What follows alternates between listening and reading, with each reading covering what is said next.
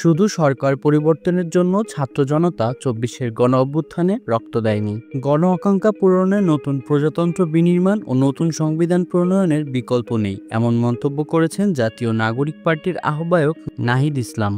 প্রতিষ্ঠার পর এনসিপির প্রথম কর্মসূচির অংশ হিসেবে মঙ্গলবার সকালে জাতীয় স্মৃতিসৌধে শ্রদ্ধা নিবেদন করেছেন নবগঠিত দলটির নেতাকর্মীরা। শ্রদ্ধা নিবেদন শেষে নাহিদ ইসলাম একথা বলেন।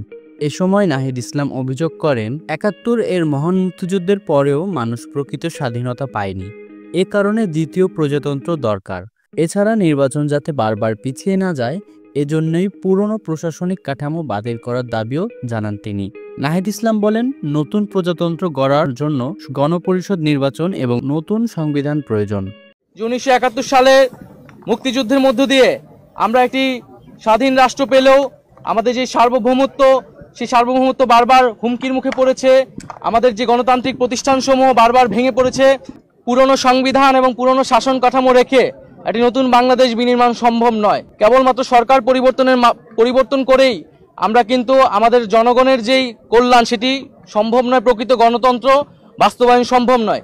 এই সময় নাগরিক পার্টির সদস্য সচিব আক্তার হোসেন, মুখ্য সংগঠক সার্জিস আলম, হাসনাত আবদুল্লাহ, মুখ্য সমন্বয়ক নাসিরউদ্দিন পাটোয়ারি, সিনিয়র যুগ্ম মুখ্য সমন্বয়ক হান্নান মাসুদ সহ অন্যান্যরা উপস্থিত ছিলেন।